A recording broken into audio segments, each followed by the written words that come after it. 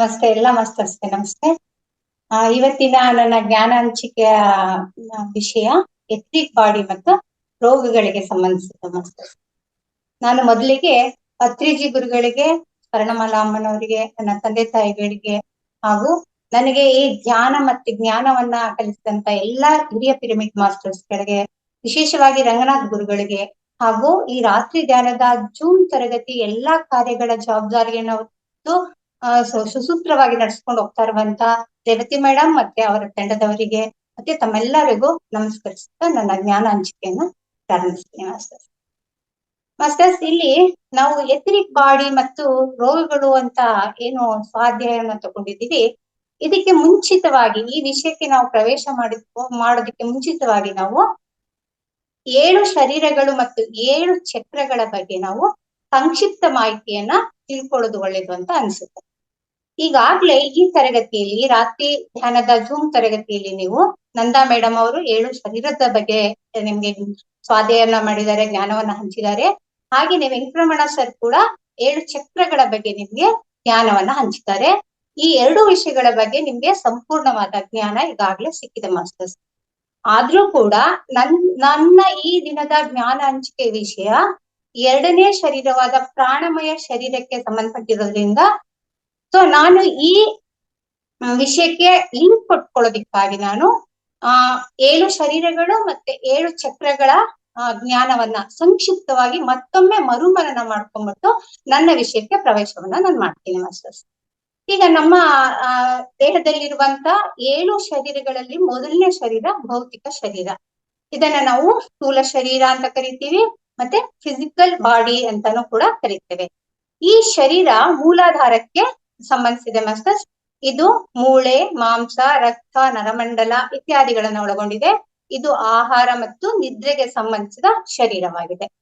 ಇದು ನಮ್ಮ ಕಣ್ಣಿಗೆ ಕಾಣಿಸುತ್ತೆ, ಹಂಗಾಗಿ ನಾವು ಇದು ಇದೆಯಾ ಇಲ್ವಾ ಅಂತ ಏನು ಅನುಮಾನ ಕೊಡೋದಿಲ್ಲ.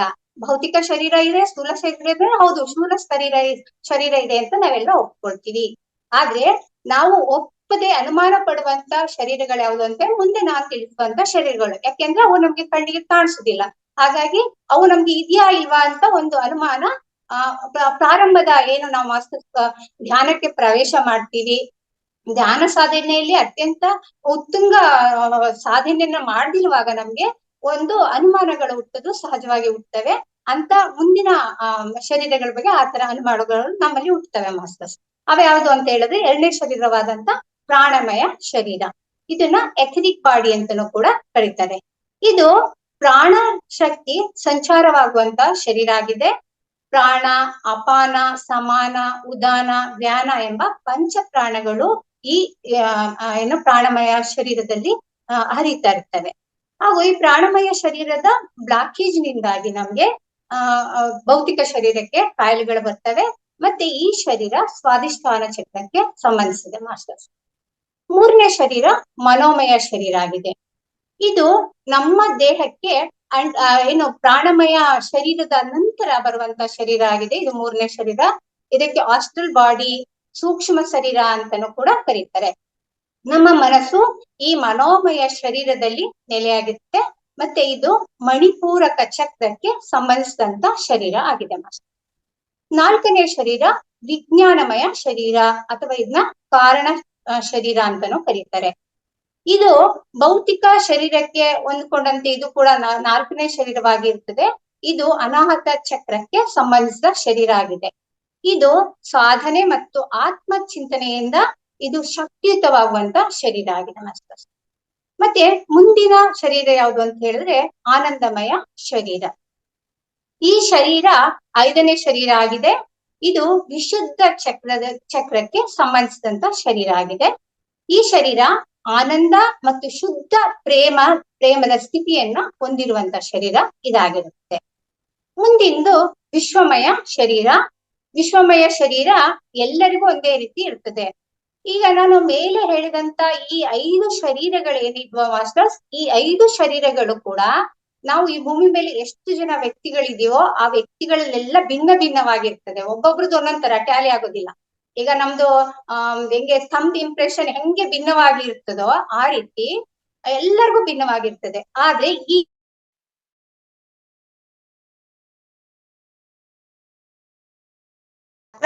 ಎಲ್ಲರಿಗೂ ವಿಶ್ವದಲ್ಲಿ ಎಲ್ಲ ಏಕತ್ವವನ್ನು ಹೊಂದಿರುತ್ತೆ, ಅಂದ್ರೆ ಒಂದೇ ರೀತಿಯಾಗಿ ಯೂನಿಫಾರ್ಮಿಟಿ ಇದರಲ್ಲಿ ಇರುತ್ತೆ. ವಿಶ್ವಮಯ ಶರೀರವು ಎಲ್ಲರಲ್ಲಿ ಒಂದೇ ಆಗಿರ್ತದೆ. ಇದು ಮೇಲಿನ ಎಲ್ಲಾ ಶರೀರಗಳಿಗಿಂತ ಭಿನ್ನವಾಗಿರ್ತದೆ. ಮತ್ತೆ ಮೇಲಿನ 5 ಶರೀರಗಳು ಪ್ರತಿಯೊಬ್ಬರಿಗೂ ಒಂದೇ ರೀತಿ ಭಿನ್ನ ಭಿನ್ನವಾಗಿ ಇರುತ್ತೆ. ಅದೇ ಈ ಶರೀರ ಮಾತ್ರ ಎಲ್ಲರಿಗೂ ಯೂನಿಫಾರ್ಮ್ ಆಗಿ ಒಂದೇ ರೀತಿ ಇರ್ತದೆ. ಈ ಬ್ರಹ್ಮಾಂಡ ದೇಹವು ಆಜ್ಞಾ ಕ್ಷೇತ್ರಕ್ಕೆ ಸಂಬಂಧಿಸಿದಂತ ಶರೀರ ಆಗಿರುತ್ತೆ. ಕೊನೆಯದು ಶರೀರ ಯಾವ್ದು? 7ನೇ ಶರೀರ ಅಂತ ಹೇಳಿದ್ರೆ ನಿರ್ವಾಣ ಶರೀರ. ಇದು ನಿರ್ವಾಣ ಶರೀರ ಸಹಸ್ರಾರ ಚಕ್ರಕ್ಕೆ ಸಂಬಂಧಿಸಿದಾಗಿರ್ತದೆ. ಇದು ಈ ದೇಹವು ಸಹ ಎಲ್ಲರಿಗೂ ಒಂದೇ ಆಗಿರ್ತದೆ. ಈ ಸ್ಥಿತಿ ತಲುಪಿದವರು ಶೂನ್ಯತ್ವದ ಆನಂದವನ್ನ, ಶೂನ್ಯತ್ವ ಸ್ಥಿತಿಯನ್ನ ಹೊಂದ್ತಾರೆ, ಮತ್ತು ಅದರ ಆನಂದದ ಅನುಭೂತಿಯನ್ನ ಹೊಂದುವಂತ ಸ್ಥಿತಿಯನ್ನ ತಲುಪ್ತಾರೆ ಮಾಸ್ಟರ್. ಇದಿಷ್ಟು 7 ಶರೀರಗಳು ಮತ್ತು 7 ಚಕ್ರಗಳು. ಈಗ 7 ಚಕ್ರಗಳಿಗೆ ಯಾವ ಕಲರ್ಗಳನ್ನ ನಾವು ವೆಂಕಟರಮಣ ಸರ್ ಆ ದಿನ ಹೇಳಿದ್ರು, ಹಾಗೆ 7 ಶರೀರ ಕೂಡ ಅದೇ ಕಲರ್ಗಳಿಂದ ನಾವು ಗುರ್ತಿಸ್ಕೊಳ್ತೀವಿ. ಈಗ ನಾವು ಈ ಧ್ಯಾನಿಗಳೆಲ್ಲರೂ ಕೇಳಿದೀವಿ, ಆರ ಅಂತ ಒಂದು ಕೇಳಿದೀವಿ. ಬಹುಶಃ ನೀವು ಅದನ್ನ ನೋಡಿರ್ತೀವಿ ಅಂತ ಕೂಡ ನಾನು ಅನ್ಕೊಂಡಿದ್ದೀನಿ. ಅದು ಮೊಟ್ಟೆ ಆಕಾರದಲ್ಲಿ ಇರುತ್ತೆ, ರೌಂಡ್ಗೆ. ನಾವು ಕುಳಿತಂತ ಸ್ಥಿತಿಯಲ್ಲಿ ಕುಳಿತಂತ ಸ್ಥಿತಿಯಲ್ಲಿ ಕಾಣಿಸುತ್ತೆ. ಅದು ನಿಂತಂತ ಸ್ಥಿತಿಯಲ್ಲಿ ಇದ್ರೆ ನಿಂತಂತ ಸ್ಥಿತಿಯಲ್ಲಿ ಕಾಣಿಸ್ತಿರುತ್ತೆ ಆ ಹಾರ. ಆ 7 ಲೇಯರ್ ಅಲ್ಲಿ ಕಾಣಿಸ್ತಿರುತ್ತದೆ, ಕಲರ್ ಅಂತ ಹೇಳಿದ್ರೆ. ಈಗ ಮೂಲಾಧಾರ ಚಕ್ರ ಅಂತ ಹೇಳುವಾಗ ರೆಡ್, ಮತ್ತೆ ಸ್ವಾಧಿಷ್ಠಾನ ಚಕ್ರ ಅನ್ನುವಾಗ ಆರೆಂಜ್ ಕಲರು, ಮುಂದಿನ ಚಕ್ರ ಮಣಿಪೂರಕ ಚಕ್ರ ಅನ್ನುವಾಗ ಯೆಲ್ಲೋ, ಈ ತರ ಅನಾಹತ ಚಕ್ರ ಅನ್ನುವಾಗ ಗ್ರೀನ್, ವಿಶುದ್ಧ ಚಕ್ರ ಅನ್ನುವಾಗ ಬ್ಲೂ, ಈ ತರ ಎಲ್ಲಾ ಕಲರ್ 7 ಕಲರ್ಗಳಿಂದ ಅದು ಆವೃತವಾಗಿರುತ್ತದೆ. ಇದನ್ನ ಆರ ಅಂತ ಕರಿತೀವಿ. ಇದ್ರಲ್ಲೇ ಆ ಶರೀರಗಳು ಇರ್ತದೆ ಮಾಸ್ಟರ್ಸ್. ಇದು ಚಕ್ರ ಮತ್ತು 7 ಶರೀರಗಳಿಗೆ ಸಂಬಂಧಿಸಿದಂತ ಸಂಕ್ಷಿಪ್ತವಾದ ಮಾಹಿತಿ. ನಾನು ಇಲ್ಲಿ ಈ ಜ್ಞಾನ ಹಂಚಿಕೆ ಯಾಕೆ ಈ ಮಾಹಿತಿಯನ್ನ ನಾನು ಕೊಟ್ಟೆ ಅಂತ ಹೇಳಿದ್ರೆ, ಇಂದಿನ ನನ್ನ ಜ್ಞಾನ ಹಂಚಿಕೆ ಏನಿದೆ, ಎಥಿರಿಕ್ ಬಾಡಿ ಮತ್ತು ಪ್ರಾಣಮಯ, ಇದು ಎಥಿರಿಕ್ ಬಾಡಿ ಮತ್ತೆ ರೋಗಗಳಿಗೆ ಸಂಬಂಧಿಸಿದೆ. ಈ ಜ್ಞಾನ ಈ ಎಲ್ಲಾ ಚಕ್ರಗಳು ಮತ್ತೆ ಈ ಎಲ್ಲಾ ಬಾಡಿಗಳ ಒಂದಕ್ಕೊಂದು ರಿಲೇಟೆಡ್ ಆಗಿ ಕನೆಕ್ಟ್ ಆಗಿ ಬರೋದ್ರಿಂದ ನಾನು ಈ ಸಂಕ್ಷಿಪ್ತ ಮಾಹಿತಿಯನ್ನ ಮೊದಲು ನಿಮ್ಮ ಗಮನಕ್ಕೆ ತಂದು ಈಗ ಮುಂದಿನ ಜ್ಞಾನ ಹಂಚಿಕೆ ನಾನು ಹೋಗ್ತಾ ಇದ್ದೀನಿ. ಈಗ ಎಥಿರಿಕ್ ಬಾಡಿ ಅಥವಾ ಪ್ರಾಣಮಯ ಶರೀರ ಅಂತ ಹೇಳಿದ್ರೆ, ಅದು ನಮ್ಮ ಶರೀರದ ಸುತ್ತ, ನಾನು ಈಗಾಗಲೇ ಹೇಳಿದೆ ಶರೀರದ ಸುತ್ತ ಹೇಗಿರುತ್ತದೆ ಅಂತ, ಆ ಶರೀರದ ಸುತ್ತ ಹರಿವಂತ ಜೀವ ಶಕ್ತಿಯ ದೇಹವಾಗಿದೆ. ಅಂದ್ರೆ ಪ್ರಾಣ ಹರಿವಂತ ಜೀವ ಶಕ್ತಿಯ ದೇಹ ಇದಾಗಿದೆ. ಇದೇ ಪ್ರಾಣಮಯ ಶರೀರ. ಇದು ಅಗೋಚರವಾದದ್ದು. ನಾನು ಈಗಾಗಲೇ ಹೇಳಿದ್ದೀನಿ, ಭೌತಿಕ ಶರೀರ ಮಾತ್ರ ನಮ್ಗೆ ಕಣ್ಣಿಗೆ ಗೋಚರಿಸುತ್ತೆ, ಮತ್ತೆ ಉಳಿದ 6 ಶರೀರಗಳು ನಮ್ಗೆ ಗೋಚರ ಆಗೋದಿಲ್ಲ. ಅದೇ ರೀತಿ ಇದು ಪ್ರಾಣಮಯ ಶರೀರ ಕೂಡ ನಮ್ಗೆ ಗೋಚರ ಆಗೋದಿಲ್ಲ. ಇದು ಆಕಾಶ ತತ್ವದಲ್ಲಿ ಇರ್ತದೆ. ಇದು ಭೌತಿಕ ಶರೀರಕ್ಕೆ ಏನಾಗಿರುತ್ತೆ, ಅಂಟ್ಕೊಂಡೇ ಇರ್ತದೆ, ಅಂದ್ರೆ ಅದ್ರ ಪಕ್ಕನೆ ಇರುತ್ತೆ. ಮತ್ತೆ ಇದಕ್ಕೆ ಪ್ರಾಣಮಯ ಕೋಶ ಅಂತಾನೂ ಕೂಡ ಕರೀತಾರೆ. ಈ ಕೋಶವು ಭೌತಿಕ ಶರೀರ, ನಮ್ದು ಏನ್ ದೇಹ ಕಾಣಿಸ್ತಿದೆಯಲ್ಲ, ಈ ಶರೀರದ ಸುತ್ತ 1ರಿಂದ 2 ಅಂಗುಲದವರೆಗೆ ಹಬ್ಕೊಂಡಿರುತ್ತೆ. ಅದ್ರ ವಿಸ್ತಾರ 2 ಅಂಗುಲದವರೆಗೆ ಹಬ್ಕೊಂಡಿರುತ್ತೆ. ಇದ್ರ ನಂತರ ಏನಾಗುತ್ತೆ ಅಂದ್ರೆ, ಪ್ರಾಣಮಯ ಶರೀರ ಆದ್ಮೇಲೆ ಮನೋಮಯ ಶರೀರ, ಕಾರಣ ಶರೀರ, ಹಿಂಗೆ ಬೇರೆ ಬೇರೆ 2 ಅಂಗುಲಗಳು ವಿಸ್ತರಿಸ್ತಾ ಹೋಗ್ತದೆ, ಆರಗಳು ವಿಸ್ತರಿಸ್ತಾ ಹೋಗ್ತದೆ. ಆ ರೀತಿ ಪ್ರಾಣಮಯ ಶರೀರ 1ರಿಂದ 2 ಅಂಗುಲ ಹಬ್ಕೊಂಡಿರುತ್ತೆ. ಈ ಪ್ರಾಣಮಯ ಶರೀರದಲ್ಲಿ ಏನೇನೆಲ್ಲ ಇರ್ತದೆ ಅಂತ ಹೇಳಿದ್ರೆ, ಇಲ್ಲಿ ನಾಡಿಗಳಿರ್ತದೆ, ಮತ್ತೆ 7 ಚಕ್ರಗಳಿರ್ತದೆ, ನಾಡಿ ಮಂಡಲಗಳು ಈ ಪ್ರಾಣಮಯ ಶರೀರದಲ್ಲಿ ಇರ್ತವೆ. ನಮ್ಮ ಭೌತಿಕ ದೇಹದೊಂದಿಗೆ ಇದು ನಿಕಟವಾದ ಸಂಬಂಧವನ್ನ ಹೊಂದಿದೆ. ಅಂದ್ರೆ ಈಗ ನಿಕಟವಾದ ಸಂಬಂಧ ಹೊಂದಿದೆ ಅಂತ ಯಾಕೆ ಹೇಳ್ತಾ ಇದ್ದೀನಿ ಅಂತ ಹೇಳಿದ್ರೆ ಮಾಸ್ಟರ್ಸ್, ಈ ಭೌತಿಕ ಶರೀರ ಆದ ತಕ್ಷಣನೇ ನಮ್ಗೆ ಪ್ರಾಣಮಯ ಶರೀರ ಬಂದ್ಬಿಡುತ್ತೆ. ಪ್ರಾಣಮಯ ಶರೀರ ಆದ್ಮೇಲೆ ಮನೋಮಯ ಶರೀರ ಬರ್ತದೆ, ಅಂದ್ರೆ ಸೂಕ್ಷ್ಮ ಶರೀರ ಬರ್ತದೆ. ಸೂಕ್ಷ್ಮ ಶರೀರ ಆದ್ಮೇಲೆ ಕಾರಣ ಶರೀರ ಬರುತ್ತೆ. ಈ ತರ ಅಂದ್ರೆ ಫಸ್ಟ್ ಬರೋದು ನಮ್ಮ ದೇಹಕ್ಕೆ, ಅಂದ್ರೆ ಭೌತಿಕ ಶರೀರಕ್ಕೆ ಹೊಂದ್ಕೊಂಡಂಗೆ ಫಸ್ಟ್ ಬರುವಂತದ್ದು ಪ್ರಾಣಮಯ ಶರೀರ. ಈ ಎಥಿರಿಕ್ ಬಾಡಿ ನಮ್ಮ ಭೌತಿಕ ದೇಹದ ಪ್ರತಿರೂಪದಂತೆ, ಅಂದ್ರೆ ಜೆರಾಕ್ಸ್ ಕಾಪಿ ಅಂತ ಇರ್ತದೆ. ಅಂದ್ರೆ ನಮ್ಮ ಈ ಭೌತಿಕ ದೇಹ ಏನಿದೆಯೋ ಸೇಮ್ ಅದು ಅದೇ ತರ ಇರ್ತದೆ. ಈಗ ನಮ್ಮ ದೇಹದಲ್ಲಿ ನಾಡಿ ಮಂಡಲ ಇದೆ, ನಾಡಿ ಅಂದ್ರೆ ನರಗಳಿದೆ. ಇದ್ರ ಪ್ರತಿರೂಪವಾಗಿ ಅಲ್ಲಿ ನಾಡಿ ಮಂಡಲಗಳಿರ್ತದೆ. ಈಗ ನಾವು ಸ್ಕ್ಯಾನಿಂಗ್ ಅಂತೆಲ್ಲ ಮಾಡ್ತಾರೆ, ಈಗೆಲ್ಲ ಹೊಸ ಹೊಸ ಮಿಷನರೀಸ್ಗೆಲ್ಲ ಬಂದ್ಬಿಟ್ಟಿದೆ ಮಾಸ್ಟರ್ಸ್. ಇದರಲ್ಲಿ ಸ್ಕ್ಯಾನ್ ಮಾಡಿ ನೋಡಿದಾಗ ಡಿಟೋ ನಮ್ಮ ದೇಹದಲ್ಲಿ ಏನೇನಿದೆ ಅದೇ ರೀತಿ ಡಿಟೋ ಅದರಲ್ಲಿ ಕಾಣಿಸುತ್ತೆ ಅಂತ ಹೇಳ್ಬಿಟ್ಟು ಎಕ್ಸ್ಪರ್ಟ್ಸ್ ಹೇಳ್ತಾರೆ. ಹಂಗಾಗಿ ಇದು ನಮ್ಮ ಎಥಿರಿಕ್ ಬಾಡಿ ಅನ್ನೋದು ನಮ್ಮ ಭೌತಿಕ ದೇಹದ ಒಂದು ಜೆರಾಕ್ಸ್ ಕಾಪಿ ತರ ಇರುತ್ತೆ. ಈಗ ನಮ್ಮಲ್ಲಿ ಈ ಶರೀರ ಏನೋ ಪ್ರಾಣಮಯ ಶರೀರ ಇದೆಯೋ, ಈ ಪ್ರಾಣಮಯ ಶರೀರ ಇದ್ರೆ ಮಾತ್ರ ಈ ಭೌತಿಕ ದೇಹ ಏನಿದೆ, ನಮ್ಮ ಭೌತಿಕ ದೇಹ ಅದ್ರ ಅಸ್ತಿತ್ವ ಉಳ್ಕೊಳ್ಳೋದಿಕ್ಕೆ ಸಾಧ್ಯ. ಪ್ರಾಣಮಯ ಶರೀರ ಇಲ್ಲ ಅಂತ ಹೇಳಿದ್ರೆ ಈ ಭೌತಿಕ ದೇಹ ತನ್ನ ಉಸಿರನ್ನ ನಿಲ್ಲಿಸ್ಬಿಡುತ್ತದೆ, ಅದು ಇರ್ಲಿಕ್ಕೆ ಸಾಧ್ಯ ಇಲ್ಲ. ನಾವು ಈ ಭೂಮಿ ಮೇಲೆ ಬಂದ್ಮೇಲೆ ಮೊದಲ ಉಸಿರನ್ನ ಯಾವಾಗ ತಗೊಳ್ತಾನೆ ಮನುಷ್ಯರು, ಆ ಮೊದಲ ಉಸಿರನ್ನ ತೆಕ್ಕೊಂಡಾಗ್ಲೇನೆ ಈ ಪ್ರಾಣಮಯ ಶರೀರ ಸೃಷ್ಟಿಯಾಗುತ್ತೆ. ಮತ್ತೆ ಇದು ಈ ಶರೀರ ನಮ್ಮ ಜೊತೆನೆ ಇರುತ್ತೆ ಅವಾಗಿಂದನೂ ಕೂಡ. ಮೊದಲ ಉಸಿರನ್ನ ಯಾವಾಗ ತಗೊಂತೀವಿ ಅವಾಗ ಪ್ರಾರಂಭ ಆಗಿದಂತ ಈ ಪ್ರಾಣಮಯ ಶರೀರ ನಂತರ ನಾವಿರೋ ತನಕನೂ ಕಡೆ ತನಕನೂ ಕೂಡ ಇದು ನಮ್ಮ ಜೊತೆಯಾಗೆ ಇರ್ತದೆ. ಮತ್ತೆ ನಾನ್ ಮೊದ್ಲೇ ಈಗಾಗ್ಲೇ ಹೇಳಿದ್ದೀನಿ, ಇದು ಸ್ವಾದಿಷ್ಠಾನ ಚಕ್ರಕ್ಕೆ ಸಂಬಂಧಿಸಿದಾಗಿರ್ತದೆ. ಇಲ್ಲಿ ನಾಡಿಗಳು ಚಕ್ರಗಳು ಎಲ್ಲ ಕೂಡ ಸ್ಥಿತವಾಗಿರ್ತದೆ. ನಾವು ಧ್ಯಾನಕ್ಕೆ ಕುಳಿತುಕೊಂಡಾಗ ಮೊದಲು ಪ್ರಾಣಮಯ ಶರೀರಕ್ಕೆ ಏನಾಗ್ತದೆ, ಪ್ರಾಣ ಶಕ್ತಿ ಪ್ರವಹಿಸುತ್ತೆ. ನಮ್ಮ ಈ ಭೌತಿಕ ದೇಹಕ್ಕೆ ಪ್ರಾಣ ಹೋಗೋದಿಲ್ಲ, ಫಸ್ಟ್ ಪ್ರಾಣಮಯ ಶಕ್ತಿ ಪ್ರಾಣಮಯ ಶರೀರಕ್ಕೆ ಹೋಗ್ತದೆ, ಅಲ್ಲಿಂದ ಏನಾಗುತ್ತೆ ಭೌತಿಕ ಶರೀರಕ್ಕೆ ಬರುತ್ತೆ. ಇದು ಯಾವ ರೀತಿ ಅದಿರುತ್ತೆ ಮತ್ತೆ ವರ್ಕ್ ಮಾಡುತ್ತೆ ಅನ್ನೋದು ಮಾಹಿತಿ. ಈಗ ಮುಂದಿನ ನೋಡೋದಾದ್ರೆ ರೋಗಗಳು ಹೇಗೆ ಬರ್ತದೆ ಇದರಿಂದ ಅಂತ ನೋಡೋದಾದ್ರೆ ನಮ್ಮ ಭೌತಿಕ ಶರೀರದಲ್ಲಿ ಕಾಣಿಸ್ಕೊಳ್ಳುವಂತ ರೋಗಗಳು ಮೊದಲು ಕಾಣಿಸ್ಕೊಳ್ಳೋದು ಎಥಿರಿಕ್ ಬಾಡಿಯಲ್ಲಿ. ಆದ್ದರಿಂದ ಎಥಿರಿಕ್ ಬಾಡಿಯಲ್ಲಿರುವಂತ ಬ್ಲಾಕೇಜ್ ನಿಂದ ಉಂಟಾಗುವಂತ ಈ ರೋಗಗಳನ್ನ ನಾವು ಅಲ್ಲಿಯೇ ಸರಿಪಡಿಸ್ಬೇಕು. ಅದನ್ನ ಬಿಟ್ಟು ನಾವು ಭೌತಿಕ ದೇಹಕ್ಕೆ ಔಷಧೋಪಚಾರನ ಮಾಡೋದ್ರಿಂದ ಏನು ಪ್ರಯೋಜನ ಆಗೋದಿಲ್ಲ. ಈ ಎಥಿರಿಕ್ ಬಾಡಿಗೆ ರೋಗಗಳು ನಾನು ಹೇಳ್ದೆ, ಇವಾಗ ಭೌತಿಕ ದೇಹಕ್ಕೆ ಫಸ್ಟ್ ರೋಗ ಬರುದಿಲ್ಲ, ಫಸ್ಟ್ ಎಥಿರಿಕ್ ಬಾಡಿಗೆ ಕಾಯಿಲೆಗಳು ಬರ್ತವೆ. ಆಮೇಲೆ ಎಥಿರಿಕ್ ಬಾಡಿಯ ಬ್ಲಾಕೇಜಸ್ ಇಂದ ಇಲ್ಲಿ ಬಂದಾಗ ಇದು ಭೌತಿಕ ದೇಹಕ್ಕೆ ಬರ್ತದೆ. ಭೌತಿಕ ದೇಹಕ್ಕೆ ಮಾಡುವಂತ ಟ್ರೀಟ್ಮೆಂಟ್ಗಳು ಅದು ಪರಿಹಾರ ಕೊಡುದಿಲ್ಲ. ಅದನ್ನ ಏನ್ ಮಾಡ್ಬೇಕು, ಪ್ರಾಣಮಯ ಕೋಶದಲ್ಲಿ ಇರುವಂತ ಬ್ಲಾಕೇಜ್ ಕ್ಲಿಯರ್ ಮಾಡೋದ್ರ ಮೂಲಕ ನಾವು ರೋಗಗಳನ್ನ ವಾಸಿ ಮಾಡ್ಬೇಕಾಗುತ್ತೆ. ಹಾಗಾದ್ರೆ ಈ ಪ್ರಾಣಮಯ ಕೋಶದಲ್ಲಿ ಈ ಎಥಿರಿಕ್ ಬಾಡಿಯಲ್ಲಿ ಬ್ಲಾಕೇಜಸ್ ಹೇಗೆ ಉಂಟಾಗುತ್ತೆ, ನಮ್ಗೆ ರೋಗ ತರುವಂತೆ ಈ ಬ್ಲಾಕೇಜಸ್ ಕ್ರಿಯೇಟ್ ಆಗೋದು ಹೇಗೆ ಅಂತ ಅನ್ನೋದನ್ನ ನಾವು ತಿಳ್ಕೊಬೇಕಾಗುತ್ತೆ ಮಾಸ್ಟರ್ಸ್. ಇಲ್ಲಿ ಬ್ಲಾಕೇಜಸ್ ಹೇಗೆ ಉಂಟಾಗುತ್ತೆ ಅಂತಂದ್ರೆ, ಈಗಾಗ್ಲೇ ನೀವು ಪತ್ರಿಜಿ ಗುರುಗಳು ಹೇಳಿದ್ದಾರೆ, ದೊಡ್ಡ ದೊಡ್ಡ ಪಾಪಗಳಿಗೆ ದೊಡ್ಡ ದೊಡ್ಡ ರೋಗ, ಚಿಕ್ಕ ಚಿಕ್ಕ ಪಾಪಗಳಿಗೆ ಚಿಕ್ಕ ಚಿಕ್ಕ ರೋಗಗಳು ಅಂತ ನೀವು ಕೇಳ್ಪಟ್ಟಿದ್ದೀರಿ ಮಾಸ್ಟರ್. ನಾವು ಧ್ಯಾನಿಗಳೆಲ್ಲ ಕೂಡ ಆ ಮಾತನ್ನ ಕೇಳ್ಪಟ್ಟಿದ್ದೀವಿ. ಹಾಗೆ ಇಲ್ಲಿ ಕೂಡ ನಮ್ಮ ಪ್ರಾಣಮಯ ಶಕ್ತಿಯಲ್ಲಿ ಬ್ಲಾಕೇಜ್ಗಳು ಎರಡು ರೀತಿಯಲ್ಲಿ ಉಂಟಾಗುತ್ತೆ. ಒಂದು ಮೊದಲನೇ ರೀತಿ ಯಾವ್ದು ಉಂಟಾಗುತ್ತೆ ಅಂತ ಹೇಳಿದ್ರೆ, ಈಗಾಗ್ಲೇ ನಾನು ಹೇಳಿದ್ದೀನಿ, ಭೌತಿಕ ಶರೀರ ಆದ್ಮೇಲೆ ಪ್ರಾಣಮಯ ಶರೀರ, ಪ್ರಾಣಮಯ ಶರೀರ ಆದ್ಮೇಲೆ ಮನೋಮಯ ಶರೀರ ನಂತರ ಕಾರಣ ಶರೀರ ಬರ್ತದೆ. ಈ ಕಾರಣ ಶರೀರದಲ್ಲಿ ನಾವ್ ಈಗಾಗ್ಲೇ ತಿಳ್ಕೊಂಡಿದ್ವಿ, ಆಕಾಶಿಕ್ ರೆಕಾರ್ಡ್ ಅಂತ ಇರ್ತದೆ ಅಂದ್ರೆ ನಾವು ಮಾಡುವ ಆಲೋಚನೆಗಳಿಂದ, ನಾವು ಮಾಡುವ ಪಾಪ ಕಾರ್ಯ, ಪುಣ್ಯ ಕಾರ್ಯ, ಮುಕ್ತಿ ಕರ್ಮಗಳು, ಇವೆಲ್ಲ ನಾನು ಲಾಸ್ಟ್ ವೀಕ್ ತರಗತಿಯಲ್ಲೆಲ್ಲ ಹೇಳಿದ್ದೀನಿ ಯಾವ ಕರ್ಮಗಳಿರ್ತದೆ ಅಂತ. ಅದೆಲ್ಲವೂ ಕೂಡ ನಮ್ದು ಕಾರಣ ಶರೀರದಲ್ಲಿ ರೆಕಾರ್ಡ್ ಆಗಿರ್ತದೆ, ಅದೇ ಆಕಾಶಿಕ್ ರೆಕಾರ್ಡ್. ಈ ಕರ್ಮ ಸಿದ್ಧಾಂತದ ಅನುಗುಣವಾಗಿ ಆ ಕರ್ಮ ಸಿದ್ಧಾಂತದ ಆ ಬಾಡಿಯಿಂದ ನಮ್ಮ ಪ್ರಾಣಮಯ ಕೋಶಕ್ಕೆ ಏನ್ ಮಾಡ್ತದೆ ಅಂದ್ರೆ 10% ಅಷ್ಟು ಕರ್ಮ, ಅಂದ್ರೆ 10% ಬ್ಲಾಕೇಜ್ಗಳು ಆ ಕಾರಣ ಶರೀರದಿಂದ ಬರ್ತವೆ. ಇನ್ನು 90% ಬ್ಲಾಕೇಜ್ಗಳು ಹೇಗೆ ಉಂಟಾಗುತ್ತೆ ಅಂತ ಹೇಳಿದ್ರೆ ಮನೋಮಯ ಕೋಶ, ಅಂದ್ರೆ ನಮ್ಮ ಮನಸ್ಸಿನ ಆಲೋಚನೆಗಳಿಂದ. ಮೂರನೇ ಶರೀರವಾದ ಸೂಕ್ಷ್ಮ ಶರೀರ ಅಥವಾ ಆಸ್ಟ್ರಲ್ ಬಾಡಿ ಅಥವಾ ಮನೋಮಯ ಕೋಶ, 3 ಹೆಸರುಗಳಿದೆ ಇದಕ್ಕೆ. ಆ ಮೂರನೇ ಶರೀರದಲ್ಲಿರುವಂತ ನಮ್ಮ ಮನಸ್ಸಿನ ಆಲೋಚನೆಗಳೇನಿದೆ, ಆ ನೆಗೆಟಿವ್ ಆಲೋಚನೆಗಳು ಅಥವಾ ನಮ್ಮ ಬಾಡಿಗೆ ಡ್ಯಾಮೇಜ್ ಮಾಡುವಂತ ಆಲೋಚನೆಗಳೇನಿದೆ, ಆ ಆಲೋಚನೆಗಳಿಂದ ಇನ್ನು 90% ಬ್ಲಾಕೇಜಸ್ಗಳು ಉಂಟಾಗುತ್ತೆ ಮಾಸ್ಟರ್. ಸೊ ಹಿಂಗಾಗಿ ಏನಾಗುತ್ತೆ ಅಂತ ಹೇಳಿದ್ರೆ, ಇಲ್ಲಿ ಸೂಕ್ಷ್ಮ ಶರೀರದಿಂದ ಬರ್ತದೆ. ಇಲ್ಲಿ ಸೈಕೋಸೊಮಾಟಿಕ್ ಡಿಸೀಸ್ ಅಂತ ನಾವು ಕರಿತೀವಿ ಇದಕ್ಕೆ.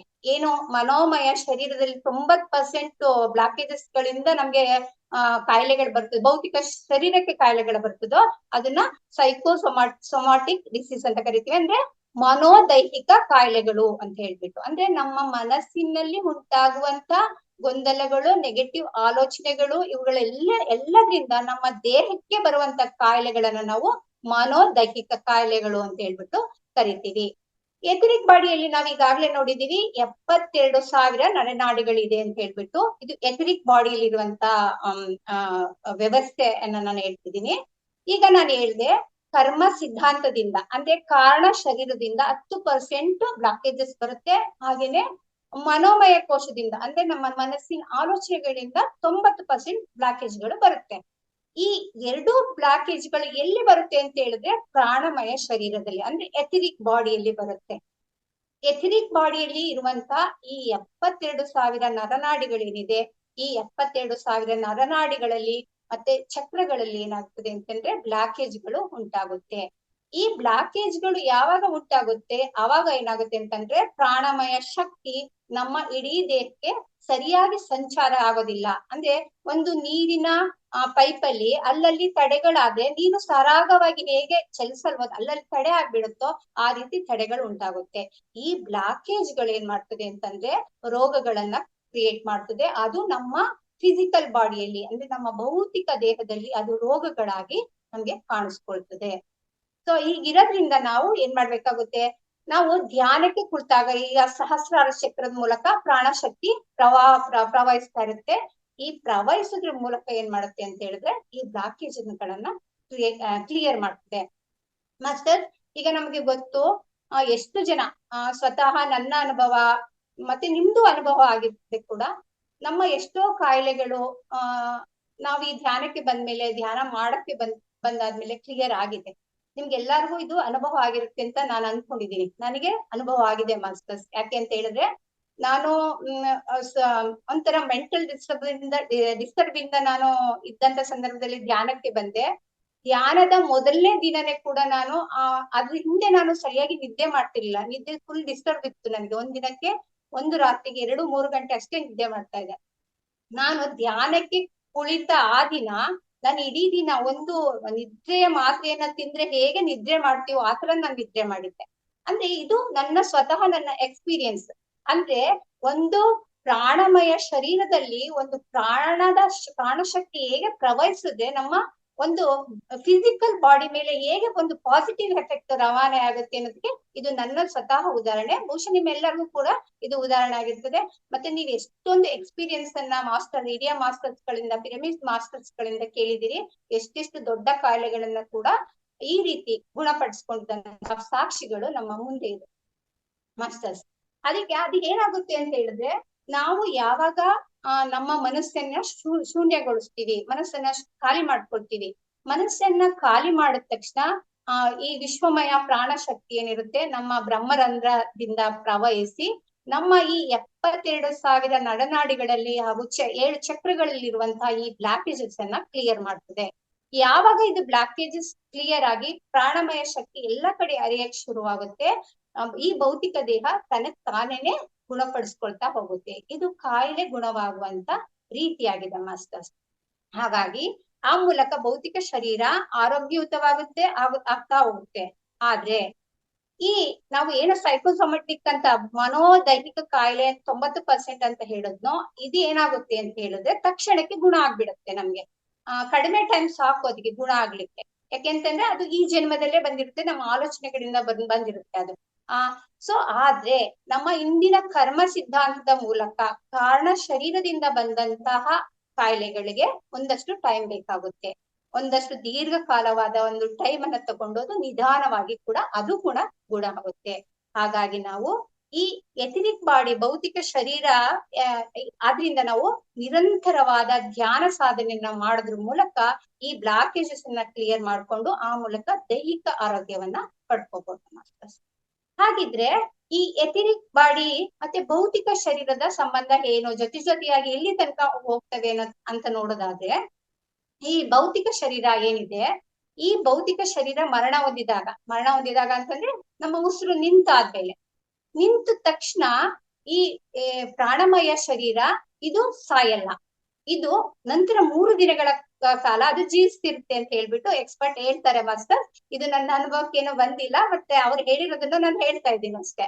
ಮತ್ತೆ ನಮ್ಮಲ್ಲಿರೋ ಕೆಲವು ಆಚರಣೆಗಳೇನಿದೆ ಅದು ಕೂಡ ಇದಕ್ಕೆ ರಿಲೇಟೆಡ್ ಆಗಿದೆ. ಹಂಗಾಗಿ ಇದನ್ನ ನಾವು ಒಪ್ಬೇಕು ಅಂತ ಕೂಡ ನನ್ಗೆ ಅನ್ಸಿದೆ. ಯಾಕೆ ಅಂತ ಹೇಳಿದ್ರೆ ಕೆಲವು ಕಡೆ ಶವ ಸಂಸ್ಕಾರ ಮಾಡಿದಂತ ನಂತರ ಪಂಚಭೂತಗಳಲ್ಲಿ ಲೀನ ಮಾಡಿದ ನಂತರ 3 ದಿನಕ್ಕೆ ಒಂದು ತಿಥಿ ಕಾರ್ಯವನ್ನ ಸಂಸ್ಕಾರವನ್ನ ಮಾಡುವಂತ ಪದ್ಧತಿ ಇದೆ, ರೂಢಿ ಇದೆ. ಸೊ ಅದು ಪ್ರಾಣಮಯ ಶಕ್ತಿಗೆ ಕೊಡುವಂತ ಸಂಸ್ಕಾರವೇ ಆಗಿದೆ ಅಂತ ಅನ್ನೋದು ನನ್ನ ತಿಳಿವಾಗಿದೆ ಮಾಸ್ಟರ್ಸ್. ಇಲ್ಲಿ ಭೌತಿಕ ಶರೀರ ಉಸಿರು ನಿಂತಾದ್ಮೇಲೆ ಅದು ಪಂಚಭೂತಗಳಲ್ಲಿ ಲೀನ ಆಗತ್ತೆ. ನನಗೆ ಪ್ರಶ್ನೆ ಏನಾಯ್ತು ಅಂತ ಹೇಳಿದ್ರೆ, ಈ ಭೌತಿಕ ಶರೀರ ಹೋಲ್ದಾದ್ಮೇಲೆ ಈ ಪ್ರಾಣಮಯ ಶರೀರ ಎಲ್ಲಿರುತ್ತೆ ಅನ್ನೋದು ನನ್ನ ಪ್ರಶ್ನೆ, ನನಗೆ ಹುಟ್ಟಿದಂತ ಪ್ರಶ್ನೆ. ಆಗ ನಾನು ಯೋಚನೆ ಮಾಡ್ಬಿಟ್ಟು ನಾನು ರಂಗನಾಥ್ ಸರ್ಗೆ ಕೇಳಿದೆ, ಸರ್ ಭೌತಿಕ ದೇಹ ಪಂಚಭೂತಗಳಲ್ಲಿ ಲೀನ ಆದ್ಮೇಲೆ ಪ್ರಾಣಮಯ ಶರೀರ ಎಲ್ಲಿರುತ್ತೆ ಸರ್, ಹೇಗಿರೋದಕ್ಕೆ ಸಾಧ್ಯ ಅಂತ ನಾನು ಕೇಳಿದೆ ಸರ್ಗೆ. ಅದಕ್ಕೆ ಸರ್ ಹೇಳಿದ್ರು, ಇಲ್ಲ ಅದು ಪ್ರಾಣಮಯ ಶರೀರ ಇರ್ತದೆ, 3 ದಿನದ ತನಕ ಇರುತ್ತೆ. ಅದು ಎಲ್ಲ ಏನಾಗುತ್ತೆ ಅಂತಂದ್ರೆ ಅದು ಆಕಾಶ ತತ್ವ ಮತ್ತೆ ಗಾಳಿ ತತ್ವ ಆಗಿರೋದ್ರಿಂದ ಅದು ನಮ್ ಕಣ್ಣಿಗೆ ಕಾಣಿಸಲ್ಲ ಅಂತ. ಮತ್ತೆ ಸರ್ ಅದು ಎಲ್ಲಿರುತ್ತೆ ಅಂತ ನಾನು ಕೇಳಿದೆ. ಅದಕ್ಕೆ ಅವ್ರ ಏನಂತ ಹೇಳಿದ್ರು, ಬಹುಶಃ ಶವ ಸಂಸ್ಕಾರ ಎಲ್ಲಿ ಮಾಡಿರ್ತೀವಿ ಅದ್ರ ಸುತ್ತ, ಮನೆಯ ಸುತ್ತ ಹೀಗೆ ಆದ್ರೂ ಅದು ಇರುತ್ತದೆ ಅಂತ ಹೇಳಿದ್ರು. ಹೀಗೆ ಭೌತಿಕ ಶರೀರ ಸತ್ತ ನಂತರವೂ ಕೂಡ ಪ್ರಾಣಮಯ ಶರೀರ 3 ದಿನಗಳ ಕಾಲ ಇದ್ದು ಆಮೇಲೆ ಕೂಡ ಅದು ಕೂಡ ಈ ಪಂಚಭೂತಗಳಲ್ಲಿ ಲೀನ ಆಗುತ್ತೆ ಮಾಸ್ಟರ್. ಅದು ಕೂಡ ಉಳಿಯೋದಿಲ್ಲ, ಅದು ಲೀನ ಆಗುತ್ತೆ. ಆದ್ರಿಂದ ನಮ್ಗೆ ಅನಾರೋಗ್ಯವಾದಾಗ ನಾವು ಏನ್ ಮಾಡ್ಬೇಕಾಗುತ್ತೆ ಅಂತಂದ್ರೆ, ಮೊದಲು ನಾವು ಪ್ರಾಣಮಯ ಶರೀರದಲ್ಲಿ ಉಂಟಾಗಿರುವಂತ ಬ್ಲಾಕೇಜಸ್ ಅನ್ನ ಪರೀಕ್ಷೆ ಮಾಡ್ಕೋಬೇಕು. ದೇಹವನ್ನ ಪರೀಕ್ಷೆ ಮಾಡಿದ್ರೆ ಅದರಿಂದ ಏನು ಪ್ರಯೋಜನ ಇಲ್ಲ. ಅದನ್ನ ಬಿಟ್ಟು ನಾವ್ ಏನ್ ಮಾಡ್ತೀವಿ ಅಂತಂದ್ರೆ ಭೌತಿಕ ಶರೀರಕ್ಕೆ ಔಷಧೋಪಚಾರವನ್ನ ಮಾಡ್ತೀವಿ. ಇದು ಯಾವ ರೀತಿ ಅಂತ ಹೇಳಿದ್ರೆ ಮಾಸ್ಟರ್ಸ್, ಒಂದು ನೆರಳಿಗೆ ಒಂದು ವಸ್ತುವಿನ ನೆರಳಿಗೆ ನಾವು ಔಷಧೋಪಚಾರವನ್ನ ಮಾಡಿದಂತೆ. ಒಂದು ನೆರಳಿಗೆ ಏನಾದ್ರೂ ಅದು ರೆಸ್ಪಾನ್ಸ್ ಮಾಡುತ್ತೆ, ನೆರಳಿಗೆ ಏನಾದ್ರೂ ಮಾಡಿದ್ರೆ ಅದೇನು ಮಾಡೋದಿಲ್ಲ, ಸುಮ್ನೆ ಸ್ಟಾಗ್ನೆಂಟ್ ಆಗಿ ನಿಂತ್ಕೊಂಡಿರುತ್ತೆ, ಯಾವುದೇ ಕೂಡ ಶಾಡೋ ನೆರಳು. ಅದೇ ರೀತಿ ನಾವು ಭೌತಿಕ ಶರೀರಕ್ಕೆ ಮಾಡುವ ಉಪಚಾರದಿಂದ ಏನು ಪ್ರಯೋಜನ ಆಗೋದಿಲ್ಲ. ಈಗ ನಿಮ್ಗೆ ಪ್ರಶ್ನೆ ಹುಟ್ಟಬಹುದು ಮಾಸ್ಟರ್ಸ್, ಏನಂತ ಹೇಳಿದ್ರೆ, ಹಂಗಿದ್ರೆ ಈ ಅಲೋಪತಿ ಡಾಕ್ಟರ್ಸ್ ಎಲ್ಲ ಈ ಭೌತಿಕ ಶರೀರಕ್ಕೆ ಎಷ್ಟೊಂದು ಔಷಧೋಪಚಾರ ಮಾಡ್ತಾರಲ್ಲ, ಅವಾಗ ವಾಸಿ ಆಗುತ್ತಲ್ಲ ಅಂತ ನಿಮ್ಗೆ ಅನ್ಸ್ಬೋದು ಮಾಸ್ಟರ್. ಆದ್ರೆ ನೀವು ಗಮನಿಸಿ, ಅದೆಲ್ಲವೂ ಕೂಡ ತಾತ್ಕಾಲಿಕವಾಗಿರುತ್ತೆ, ಮತ್ತೆ ಅದು ಮರುಕಳಿಸುತ್ತೆ. ಈಗ ಉದಾಹರಣೆ ಏನಂತ ಹೇಳಿದ್ರೆ, ಆಟೋ ಇಮ್ಯುನ ಡಿಸೀಸ್ ಎಲ್ಲ ಇರ್ತಾವಲ್ಲ, ಅವೆಲ್ಲ ಈ ಅಲೋಪತಿ ಡಾಕ್ಟರ್ಗಳು ವಾಸಿ ಮಾಡ್ಲಿಕ್ಕೆ ಆಗೋದಿಲ್ಲ ಅಂತ ಹೇಳ್ತಾರೆ. ಅವು ಇಡೀ ಲೈಫ್ ನೀವ್ ಬರ್ತಿರೋ ತನಕ ಮೆಡಿಸಿನ್ ತಗೋಬೇಕು ಅಂತ ಹೇಳ್ತಾರೆ. ಆದ್ರೆ ಧ್ಯಾನ ಮಾರ್ಗದಿಂದ ಎಂತ ಆಟೋ ಇಮ್ಯುನ ಡಿಸೀಸ್ ಕೂಡ ವಾಸಿಯಾಗಿರೋ ಉದಾಹರಣೆಗಳು ಕೂಡ ನಮ್ಮ ಮುಂದೆ ಉದಾಹರಣೆಗಳು ಇದೆ. ಸೊ ಇದು ಹೇಗಾಗುತ್ತೆ ಅಂತ ಹೇಳಿದ್ರೆ, ನಮ್ಮ ಧ್ಯಾನ ನೆರಳನ್ನ ಕೇಂದ್ರೀಕರಿಸಿ ಟ್ರೀಟ್ ಮಾಡೋದಿಲ್ಲ, ಅದು ಮೂಲವನ್ನ ಕೇಂದ್ರೀಕರಿಸುತ್ತೆ. ಅಂದ್ರೆ ಪ್ರಾಣಮಯ ಕೋಶದಲ್ಲಿರುವಂತಹ ಬ್ಲಾಕೇಜಸ್ ಅನ್ನ ಕೇಂದ್ರೀಕರಿಸಿ ಅಲ್ಲಿರುವ ಸಮಸ್ಯೆಯನ್ನ ಕ್ಲಿಯರ್ ಮಾಡುತ್ತೆ. ಯಾವಾಗ ಅಲ್ಲಿರುವ ಸಮಸ್ಯೆಗಳು ಕ್ಲಿಯರ್ ಆಗುತ್ತೋ ಆಗ ಆಟೋಮೆಟಿಕಲಿ ನಮ್ಗೆ ಭೌತಿಕ ದೇಹದಲ್ಲಿರುವಂತ ಸಮಸ್ಯೆಗಳು ಕೂಡ ಕ್ಲಿಯರ್ ಆಗ್ತವೆ. ನಮ್ಮ ಎಷ್ಟೋ ಆಟೋ ಇಮ್ಯುನ ಡಿಸೀಸ್ ವಾಸಿ ಆಗಲ್ಲ ಅಂತ ಹೇಳೋದು, ವಾಸಿ ಆಗುವಂತದ್ದು ಈ ಮೆಥಡ್ ಇಂದ ಮಾಸ್ಟರ್ಸ್. ಧ್ಯಾನದಿಂದ ಹೇಗೆ ರೋಗಗಳು ವಾಸಿ ಆಗುತ್ತೆ ಅಂತ ಹೇಳಿದ್ರೆ, ಈ ಕ್ರಿಯೆಯಿಂದ ವಾಸಿ ಆಗುತ್ತೆ, ಇದರಿಂದ ನಡೆಯುತ್ತೆ, ಈ ಪವಾಡಗಳೆಲ್ಲ ಸೃಷ್ಟಿ ಆಗುತ್ತೆ ಮಾಸ್ಟರ್ಸ್. ಸೊ ಹೀಗಾಗಿ ನಾವ್ ಏನ್ ಮಾಡ್ಬೇಕಾಗುತ್ತೆ ಅಂದ್ರೆ, ಬ್ಲಾಕೇಜಸ್ ಅನ್ನ ಕ್ಲಿಯರ್ ಮಾಡ್ಕೊಳ್ಳೋದಿಕ್ಕೆ ನಾವು ಪ್ರತಿನಿತ್ಯ ಧ್ಯಾನ ಮಾಡ್ಬೇಕಾಗುತ್ತೆ. ನಾವು ಅಂದ್ರೆ ಈಗ ನಾವು ಒಂದೊಂದ್ಸರಿ ಏನ್ ಅನ್ಕೊಬಿಟ್ಟಿರ್ತೀವಿ ಮಾಸ್ಟರ್ಸ್ ಅಂತ ಹೇಳಿದ್ರೆ, ಧ್ಯಾನ ಮಾಡ್ಬಿಟ್ಟು ಒಂದ್ಸಾರಿ ನಮ್ಮ ಈ ಪ್ರಾಣಮಯ ಶರೀರದಲ್ಲಿರುವಂತ ಎಲ್ಲಾ ಬ್ಲಾಕೇಜಸ್ ಅನ್ನ ಕ್ಲಿಯರ್ ಮಾಡ್ಕೊಬಿಟ್ರೆ ಮುಗ್ದೋಯ್ತಲ್ವಾ ಅಂತ ಅನ್ಕೊಂಡ್ಬಿಡ್ತೀವಿ. ಆದ್ರೆ ಆತರ ಅಲ್ಲ. ಒಂದ್ಸರಿ ನಾವು ಬ್ಲಾಕೇಜಸ್ ಅನ್ನ ಕ್ಲಿಯರ್ ಮಾಡ್ಕೊಂಡ್ರು ಕೂಡ ನಾವು ಪ್ರತಿನಿತ್ಯ ಹಲವಾರು ಕಾರ್ಯ ಚಟುವಟಿಕೆಗಳಲ್ಲಿ ತೊಡ್ಕೊಳ್ತಾ ಇರ್ತೀವಿ, ಮತ್ತೆ ಹಲವು ಜನರನ್ನ ನಾವು ಮೀಟ್ ಮಾಡ್ತಾ ಇರ್ತೀವಿ, ಮತ್ತೆ ಹಲವಾರು ನೆಗೆಟಿವ್ ಆಲೋಚನೆಗಳು ನಮ್ಮಲ್ಲಿ ಬರ್ತಾ ಇರ್ತವೆ. ಸೊ ಈ ಹಲವಾರು ಕಾರ್ಯಚಟುವಟಿಕೆ, ನೆಗೆಟಿವ್ ಆಲೋಚನೆ, ಎಲ್ಲರಿಂದ ಏನಾಗ್ತದೆ ಅಂತ ಹೇಳಿದ್ರೆ, ಪ್ರಾಣಮಯ ಕೋಶದಲ್ಲಿ ಮತ್ತೆ ಬ್ಲಾಕೇಜಸ್ ಗಳು ಉಂಟಾಗ್ತಾ ಇರ್ತವೆ. ಅದಕ್ಕೆ ಆಗಿ ನಾವು ಏನ್ ಮಾಡ್ಬೇಕಾಗುತ್ತೆ, ನಿರಂತರ ಧ್ಯಾನವನ್ನ ಮಾಡ್ಬೇಕಾಗುತ್ತೆ. ಜೊತೆಗೆ ಜ್ಞಾನವನ್ನ ಸಂಪಾದನೆ ಮಾಡ್ಕೋಬೇಕು. ಯಾವ ರೀತಿ ಜ್ಞಾನವನ್ನ ಸಂಪಾದನೆ ಮಾಡ್ಕೋಬೇಕು, ಯಾಕೆ ಜ್ಞಾನವನ್ನ ಸಂಪಾದನೆ ಮಾಡ್ಕೋಬೇಕು ಅಂತ ಹೇಳಿದ್ರೆ, ನಮ್ಮ ಆಲೋಚನೆಗಳಲ್ಲಿ ಉಂಟಾಗುವಂತ ನೆಗೆಟಿವ್ಸ್ ಏನಿದೆ ಅವನ್ನ ನಾವು ಹೇಗೆ ಕ್ಲಿಯರ್ ಮಾಡ್ಕೋಬೇಕು, ಎಷ್ಟನ್ನ ಒಳಗೆ ತಗೋಬೇಕು, ಎಷ್ಟನ್ನ ತಗೋಬಾರ್ದು, ಹೇಗೆ ತಕ್ಷಣಕ್ಕೆ ನಾವು ಕ್ಲಿಯರ್ ಮಾಡ್ಕೋಬೇಕು, ಈ ಎಲ್ಲಾ ನಾಲೆಡ್ಜ್ಗಳು ನಮ್ಗೆ ಜ್ಞಾನದಿಂದ ಸಿಗುತ್ತೆ. ಈ ರೀತಿ ಧ್ಯಾನ ಮತ್ತು ಜ್ಞಾನ ಎರಡರಿಂದ ಕೂಡ ನಾವು ಪ್ರತಿದಿನ ನಮ್ಮ ಪ್ರಾಣಮಯ ಕೋಶವನ್ನ ಬ್ಲಾಕೇಜಸ್ ಗಳನ್ನ ಕ್ಲಿಯರ್ ಮಾಡ್ಕೊಳ್ತಾ ಬಂದಾಗ ನಮ್ಮ ದೈಹಿಕ ಈ ಭೌತಿಕ ಶರೀರಕ್ಕೆ ರೋಗಗಳು ಬರೋದನ್ನ ನಾವು ತಡೆಗಟ್ಟಬಹುದು ಮಾಸ್ಟರ್ಸ್. ಆ ಮೂಲಕ ನಾವು ಆರೋಗ್ಯಯುತವಾದ ಶರೀರವನ್ನ ಹೊಂದೋದಿಕ್ಕೆ ಸಾಧ್ಯ ಆಗ್ತದೆ.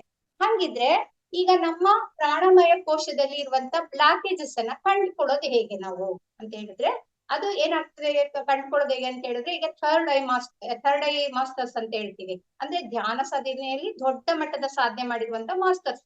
ಆ ಮಾಸ್ಟರ್ಸ್ಗೆ ಒಬ್ಬ ವ್ಯಕ್ತಿಯನ್ನ ನೋಡಿದ ತಕ್ಷಣ ಕೂಡ ಅವರ ಆರಾ ಸ್ಥಿತಿ ಏನಾಗಿದೆ, ಅವರ ಯಾವ ಶರೀರದಲ್ಲಿ ಬ್ಲಾಕೇಜಸ್ ಇದೆ, ಯಾವ ಚಕ್ರದಲ್ಲಿ ಬ್ಲಾಕೇಜಸ್ ಇದೆ ಅಂತ ಅವ್ರಿಗೆ ಗೊತ್ತಾಗ್ಬಿಡುತ್ತೆ. ಅದು ಎಲ್ರಿಗೂ ಗೊತ್ತಾಗುತ್ತೆ, ಅದು ಸಾಧ್ಯ ಇಲ್ಲ.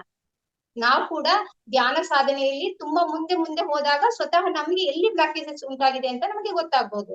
ಆದ್ರೆ ನಾವು ಪ್ರಿಲಿಮಿನರಿ ಸ್ಟೇಜಸ್ ಅಲ್ಲಿ ಇದ್ದಾಗ ನಾವು ಕಂಡ್ಕೊಳ್ಳಕ್ ಆಗದೆ ಇದ್ದಂತ ಸಂದರ್ಭದಲ್ಲಿ ಇದಕ್ಕಾಗಿ ಕೆಲವು ಮಿಷನರೀಸ್ ಇದೆ, ಆ ಟೆಸ್ಟ್ ಗಳ ಮೂಲಕ ನಾವು ಕಂಡಿಡ್ಕೋಬಹುದು. ಅದ್ರಲ್ಲಿ ಆರಾ ಸ್ಕ್ಯಾನರ್ ಅಂತ ಒಂದು ಸ್ಕ್ಯಾನರ್ ಇದೆ. ಅದ್ರಲ್ಲಿ ಸ್ಕ್ಯಾನ್ ಮಾಡಿದಂತ ಸಂದರ್ಭದಲ್ಲಿ ನಮ್ಮ ಯಾವ ಶರೀರ ಮತ್ತೆ ಯಾವ ಚಕ್ರದಲ್ಲಿ ಬ್ಲಾಕೇಜ್ ಇದೆ ಅಂತ ನಾವು ಕಂಡ್ಕೋಬಹುದು ಮಾಸ್ಟರ್. ನಾನು ಒಂದು 4 years ಬ್ಯಾಕ್ ಮಾಸ್ಟರ್ ಈ ಸ್ಕ್ಯಾನರ್ ಅನ್ನ ಬಳಸ್ಕೊಂಡು ಆರಾ ಸ್ಕ್ಯಾನ್ ಅನ್ನ ಮಾಡಿಸಿದ್ದೆ, ಚಕ್ರದ್ನ ಮಾಡಿಸಿದ್ದೆ. ಆಗ ನನಗೆ ಮಣಿಪೂರಕ ಚಕ್ರದಲ್ಲಿ ಬ್ಲಾಕೇಜಸ್ ಇರೋದು ಕಂಡು ಬಂದಿತ್ತು. ಆಗ ಹೀಲಿಂಗ್ ಅಂತ ಏನೋ ಮಾಡಿದ್ರು ಮಾಸ್ಟರ್, ಸ್ವಲ್ಪ ಕ್ಯೂರ್ ಆಗಿತ್ತು, ಆದ್ರೆ ಮತ್ತೆ ರಿಪೀಟ್ ಆಯ್ತು. ಅದು ಈಗ ಧ್ಯಾನದಿಂದ ನನಗೆ ಆ ಹೆಲ್ತ್ ಇಶ್ಯೂಸ್ ಏನಿತ್ತು ಅದು ಈಗ ಧ್ಯಾನದಿಂದ ನನಗೆ ಕಡಿಮೆ ಆಗಿದೆ, ಕ್ಲಿಯರ್ ಆಗಿದೆ ಮಾಸ್ಟರ್ಸ್. ಇದು ಆಮೇಲೆ ಇವಾಗ ಈ ಆರಾ ಸ್ಕ್ಯಾನ್ ಮಾಡ್ಲಿಕ್ಕೆ ಅಂದ್ರೆ ಈ ಶರೀರಗಳ ಏಕೈಕ ಸ್ಥಿತಿ ಏನಿದೆ, ಚಕ್ರಗಳ ಸ್ಥಿತಿ ಏನಿದೆ ಅಂತ ತಿಳ್ಕೊಳ್ಳಿಕ್ಕಾಗಿ ರಷ್ಯನ್ನರು ಕೂಡ ಒಂದು ಹೊಸ ಸಂಶೋಧನೆಯನ್ನ ಮಾಡಿ ಒಂದು ಮಿಷನ್ ಅನ್ನ ಇನ್ವೆನ್ಷನ್ ಮಾಡಿದಾರಂತೆ. ಮತ್ತೆ ಈ ವಿಷಯವಾಗಿ ಜಪಾನ್ ಅವರು ಕೂಡ ತುಂಬಾ ಇನ್ವೆನ್ಷನ್ಸ್ ಗಳನ್ನ ಮಾಡ್ತಿದ್ದಾರೆ. ಚೀನಾದವರು ಕೂಡ ಈ ತರದ ಇನ್ವೆನ್ಷನ್ಸ್ ಅನ್ನ ಮಾಡ್ತಾ ಇದ್ದಾರೆ ಮಾಸ್ಟರ್. ಸದ್ಯದಲ್ಲಿ ನಮ್ಮಲ್ಲಿ ಯಾವ ಮಿಷನ್ ಗಳು ಬಳಸ್ತಿದ್ದಾರೆ ಅಂತ ಹೆಚ್ಚಿನ ಮಾಹಿತಿ ನನಗಿಲ್ಲ, ಆದ್ರೆ ಆರಾ ಸ್ಕ್ಯಾನರ್ ನ ಬಳಸ್ತಿದ್ದಾರೆ ಅನ್ನೋದು ನಂಗೆ ಗೊತ್ತು. ಮತ್ತೆ ಸ್ವತಃ ನಾನು ಅದನ್ನ ಮಾಡಿಸ್ಕೊಂಡಿದ್ದೀನಿ ಮಾಸ್ಟರ್. ಈ ಮೂಲಕ ನಾವು ತಿಳ್ಕೊಂಡು ಆ ಚಕ್ರಕ್ಕೆ ಮತ್ತೆ ಆ ಶರೀರಕ್ಕೆ ಯಾವ ರೀತಿ ಧ್ಯಾನವನ್ನ, ಗೈಡೆಡ್ ಮೆಡಿಟೇಷನ್ ಬೇಕಾ ಅಥವಾ ನಿರಂತರ ಧ್ಯಾನ ಬೇಕಾ, ದೀರ್ಘ ಧ್ಯಾನ ಬೇಕಾ, ಆಲೋಚನೆ ಶುದ್ಧೀಕರಣ ಬೇಕಾ, ಈ ತರದ್ದೆಲ್ಲವನ್ನ ಕಂಡ್ಕೊಂಡು ನಾವು ಮಾಡ್ತಾ ಹೋದ್ರೆ ಅಲ್ಲಿರುವಂತ ಬ್ಲಾಕೇಜಸ್ ಗಳು ಕ್ಲಿಯರ್ ಮಾಡ್ಕೋಬಹುದು. ಸೊ ಹಾಗಾಗಿ ನಾವು ಇದಿಷ್ಟೇ ಅಲ್ಲದೆ ನಾವು ಈ ಪ್ರಾಣಮಯ ಶರೀರದಲ್ಲಿರುವಂತ ಎಲ್ಲಾ ಬ್ಲಾಕೇಜಸ್ ಅನ್ನ ಕ್ಲಿಯರ್ ಮಾಡಿ ಆರೋಗ್ಯಯುತವಾಗಿ ಆಗ್ಬೇಕು ಅಂತ ಹೇಳಿದ್ರೆ ಏನೆಲ್ಲವನ್ನ ನಾವು ಮಾಡ್ಬೇಕಾಗುತ್ತೆ, ಏನೆಲ್ಲ ಅಳವಡಿಸ್ಕೋಬೇಕಾಗುತ್ತೆ ಅನ್ನೋದು ನಾವು ತಿಳ್ಕೊಬೇಕಾಗುತ್ತೆ ಮಾಸ್ಟರ್ಸ್. ಈಗಾಗ್ಲೇ ನಿಮ್ಗೆ ಗೊತ್ತಿದೆ, ಮತ್ತೆ ನೀವು ಈಗಾಗ್ಲೇ ಮಾಡ್ತಾ ಇದ್ದೀರಿ ಧ್ಯಾನ. ಅದು ಅತ್ಯಂತ ಪ್ರಮುಖವಾದದ್ದು, ಮತ್ತೆ ಅದು ಮಾಡ್ಲೇಬೇಕಾದಂಥದ್ದು ಕೂಡ. ನೀವೆಲ್ಲರೂ ಮಾಡ್ತಿದ್ದೀರಿ ಕೂಡ ಧ್ಯಾನ. ನಿರಂತರವಾದ ಧ್ಯಾನ, ನಿರಂತರವಾದ ಧ್ಯಾನ ಏನ್ ಮಾಡ್ತಿದೆ ಅಂತಂದ್ರೆ ಪ್ರಾಣಮಯ ಶರೀರವನ್ನ ಬ್ಲಾಕೇಜಸ್ ಅನ್ನ ಕ್ಲಿಯರ್ ಮಾಡ್ತದೆ, ಮತ್ತೆ ಆ ಶರೀರವನ್ನ ಶಕ್ತಿಯುತ ಮಾಡ್ತಾ ಹೋಗುತ್ತೆ. ಯಾವಾಗ ಪ್ರಾಣಮಯ ಶರೀರ ಶಕ್ತಿಯುತವಾಗ್ತಾ ಹೋಗ್ತದೋ ಆಗ ನಮ್ಮ ದೈಹಿಕ ಶರೀರ ಕೂಡ ಶಕ್ತಿಯುತವಾಗಿ ಆರೋಗ್ಯವಾಗಿ ಆಗ್ತಾ ಹೋಗುತ್ತೆ. ಅದಷ್ಟಲ್ಲದೆ ಮತ್ತೇನ್ ಮಾಡ್ಬೇಕು ನಾವು ಅಂತ ಹೇಳಿದ್ರೆ ಪ್ರಾಣಾಯಾಮಗಳನ್ನ ಮಾಡ್ಬೋದು. ಪ್ರಾಣಾಯಾಮ ಮಾಡೋದ್ರಿಂದ ಕೂಡ ಪ್ರಾಣಮಯ ಶರೀರದಲ್ಲಿ ಉಂಟಾಗಿರುವಂತಹ ಬ್ಲಾಕೇಜಸ್ ನ ಕ್ಲಿಯರ್ ಮಾಡ್ಕೋಬಹುದು. ಮತ್ತೆ ಸೂರ್ಯ ನಮಸ್ಕಾರವನ್ನ ಮಾಡ್ಬಹುದು. ಅದಷ್ಟೇ ಅಲ್ಲ, ಮತ್ತೆ ನಾವೇನ್ ಮಾಡ್ಬೇಕಾಗುತ್ತೆ ಅಂದ್ರೆ ತಾಜಾ ಹಣ್ಣು ತರಕಾರಿಗಳ ಸೇವನೆಯನ್ನ ಮಾಡ್ಬೇಕು. ಜಂಕ್ ಫುಡ್ ಗಳನ್ನ ಕೂಡ ವರ್ಜಿಸ್ಬೇಕಾಗುತ್ತೆ. ಈಗ ನೋಡಿ ಮಾಸ್ಟರ್, ಪ್ರಾಣಮಯ ಶರೀರ ಇರುವಾಗ ಅದ್ರ ನಂತರ ಶರೀರ ಮನೋಮಯ ಶರೀರ, ಕಾರಣ ಶರೀರದಿಂದ ಹೇಗೆ ಬ್ಲಾಕೇಜಸ್ ಪ್ರಾಣಮಯ ಶರೀರಕ್ಕೆ ವರ್ಗಾವಣೆ ಆಗುತ್ತೋ ಅದೇ ರೀತಿ ನಾವು ಭೌತಿಕ ಶರೀರವನ್ನ ನಿರ್ವಹಣೆ ಮಾಡುವ ರೀತಿಯಿಂದ ಕೂಡ ಪ್ರಾಣಮಯ ಶರೀರ ಒಂದು ಬ್ಲಾಕೇಜಸ್ ವರ್ಗಾವಣೆ ಆಗುತ್ತದೆ. ಅಂದ್ರೆ ನಾವು ತಿನ್ನುವಂತ ಜಂಕ್ ಫುಡ್ ಗಳಿಂದ ಮತ್ತೆ ಈಗ ಪೊಲ್ಯೂಷನ್ ಗಳಿಂದ ಬೇರೆ ಬೇರೆ ಏನ್ ಕಾರಣಗಳಿದೆ ಎಲ್ಲವನ್ನೂ ಕೂಡ ಏನ್ ಮಾಡ್ತದೆ ಭೌತಿಕ ಶರೀರದ ಮೂಲಕ ಪ್ರಾಣಮಯ ಶರೀರದಲ್ಲಿ ಉಂಟಾಗುವಂತ ಬ್ಲಾಕೇಜಸ್ ಗಳಾಗಿದೆ ಅಂತ ನಾವು ಕಂಡುಕೋಬಹುದು ಮಾಸ್ಟರ್. ಆದ್ರಿಂದ ನಾವು ತಾಜಾ ಹಣ್ಣು ಮತ್ತೆ ತರಕಾರಿಗಳನ್ನ ತಿನ್ಬೇಕು, ಜಂಕ್ ಫುಡ್ ಗಳನ್ನ ವರ್ಜ ಮಾಡ್ಬೇಕು. ಮತ್ತೆ ನಮ್ಮ ಶರೀರದಲ್ಲಿರುವಂತ ಬ್ಲಾಕೇಜಸ್ ಅಂದ್ರೆ ಪ್ರಾಣಮಯ ಶರೀರದಲ್ಲಿರುವಂತ ಬ್ಲಾಕೇಜಸ್ ಅಥವಾ ಚಕ್ರದಲ್ಲಿರುವಂತ ಬ್ಲಾಕೇಜಸ್ ನ ಕ್ಲಿಯರ್ ಮಾಡ್ಲಿಕ್ಕೆ ಸೌಂಡ್ ಹೀಲಿಂಗ್ ಅನ್ನ ಕೂಡ ಮಾಡಿಸ್ಕೋಬಹುದು. ಇದು ಕೂಡ ಒಂದು ಪರಿಣಾಮಕಾರಿ ಸಾಧನವಾಗಿ ಕೆಲಸ ಮಾಡುತ್ತೆ ಮಾಸ್ಟರ್ಸ್. ಮತ್ತೆ ಅದಷ್ಟಲ್ಲದೆ ಪ್ರಕೃತಿ ವಿಹಾರವನ್ನ ಮಾಡಬಹುದು. ಹಾಗೇನೆ ಸಮುದ್ರ ತೀರಗಳಲ್ಲಿ ಈಗಾಗ್ಲೇ ರಂಗನಾಥ್ ಗುರುಗಳು ಹೇಳಿದ್ದಾರೆ, ಎಲ್ಲೆಲ್ಲಿ ನೆಗೆಟಿವ್ ಅಯಾನ್ಸ್ ಸಿಗುತ್ತೆ ಅಂತ ಹೇಳ್ಬಿಟ್ಟು ಆ ನೆಗೆಟಿವ್ ಅಯಾನ್ಸ್ ಸಿಗುವಂತೆ ಎಲ್ಲ ಸ್ಥಳಗಳಿಗೆ ನಾವು ಭೇಟಿ ನೀಡೋದ್ರ ಮೂಲಕ ನಮ್ಮ ಪ್ರಾಣಮಯ ಶರೀರವನ್ನ ನಾವು ಶಕ್ತಿಯುತವಾಗಿ ಮಾಡ್ಕೋಬಹುದು ಮಾಸ್ಟರ್ಸ್. ಹಾಗೇನೆ ಇನ್ನೇನೇನ್ ಮಾಡ್ಬೇಕು ಅಂತ ಹೇಳಿದ್ರೆ ನಮ್ಮ ಸುಧಾರಿಸ್ಕೋಬೇಕು ಅಂತಂದ್ರೆ ಸಜ್ಜನರ ಸಾಂಗತ್ಯವನ್ನ ಮಾಡುವಂತದ್ದು, ನಕಾರಾತ್ಮಕ ಆಲೋಚನೆಗಳನ್ನ ಬಿಡುವಂತದ್ದು, ಅನಗತ್ಯವಾಗಿ ಮಾತನಾಡದೇ ಇರುವಂತದ್ದು, ಅನಗತ್ಯ ವಿಚಾರಗಳನ್ನ ಅನಗತ್ಯ ಕೆಲಸಗಳಲ್ಲಿ ತೊಡಗಿಕೊಳ್ಳದೆ ಇರುವಂತದ್ದು. ಈ ಎಲ್ಲ ಕಾರ್ಯಗಳನ್ನ ನಾವು ಈ ಎಲ್ಲ ಗುಣಗಳನ್ನ ಮೈಗೂಡಿಸ್ಕೊಳ್ತಾ ಹೋದ್ರೆ ನಮ್ಮ ಪ್ರಾಣಮಯ ಶಕ್ತಿ ನಮ್ಮಲ್ಲೇ ಹೆಚ್ಚು ಕೇಂದ್ರೀಕೃತ ಅಂದ್ರೆ ಹೆಚ್ಚು ಸಂಗ್ರಹಗೊಳ್ಳುತ್ತದೆ ಮತ್ತು ಶಕ್ತಿಯುತವಾಗ್ತಾ ಹೋಗ್ತದೆ. ಈ ಎಲ್ಲ ಕಾರ್ಯವನ್ನ ಮಾಡೋದ್ರ ಮೂಲಕ ನಾವು ಪ್ರಾಣಮಯ ಶರೀರವನ್ನ ಶಕ್ತಿಯುತವನ್ನಾಗಿ ಮಾಡೋಣ. ಆ ಮೂಲಕ ಈ ದೈಹಿಕ ಆರೋಗ್ಯವನ್ನ ಪಡ್ಕೊಳ್ಳೋಣ, ಮತ್ತೆ ದೇಹದಲ್ಲಿ ಉಂಟಾಗಿರುವಂತ ಆರೋಗ್ಯವನ್ನ ನಾವು ಕ್ಲಿಯರ್ ಮಾಡ್ಕೊಳ್ತಾ ಅಂತ ಹೇಳ್ತಾ ನಾನು ಈ ಒಂದು ಸಂಕ್ಷಿಪ್ತವಾದ ಅಂದ್ರೆ ನನ್ನ ಇದು ಏನಂತಂದ್ರೆ ತುಂಬಾ ಡೆಪ್ತ್ ಆದ ನಾಲೆಡ್ಜ್. ಇದು ಹೇಗೆ ಮಾಸ್ಟರ್ಸ್ ಅಂತ ಹೇಳಿದ್ರೆ ಒಂದು ಶರೀರ ಅಂತ ಅಧ್ಯಯನ ಮಾಡ್ತಾ ಮಾಡ್ತಾ ಮಾಡ್ತಾ ಎಷ್ಟು ವಿಸ್ತಾರವಾಗಿ ತೆರೆದುಕೊಳ್ತದೆ ಅಂತ ಹೇಳಿದ್ರೆ ಇದು ಎಷ್ಟು ಜ್ಞಾನ ಅದು ವಿಸ್ತರಿಸ್ತಾನೆ ಹೋಗ್ತದೆ. ಒಂದು ಹಿಡಿತಕ್ಕೆ ನಿಲ್ಕದೇ ಇಲ್ಲ, ಅಷ್ಟು ವಿಸ್ತಾರವಾದ ಜ್ಞಾನ ಇದಾಗಿದೆ. ಆದ್ರೆ ಈ ಒಂದು ತರಗತಿಯಲ್ಲಿ ಈ ಒಂದು ಸಂಕ್ಷಿಪ್ತವಾದ ಅಂದ್ರೆ ಒಂದು ಶಾರ್ಟ್ ಟೈಮ್ ಅಲ್ಲಿ ನಾನು ನನಗೆ ಸಿಕ್ಕಿದಂತ ಒಂದು ಸಂಕ್ಷಿಪ್ತವಾದ ಜ್ಞಾನವನ್ನ ನಿಮ್ಮ ಮುಂದೆ ಹಂಚುವಂತ ಪ್ರಯತ್ನವನ್ನ ಮಾಡಿದ್ದೀನಿ.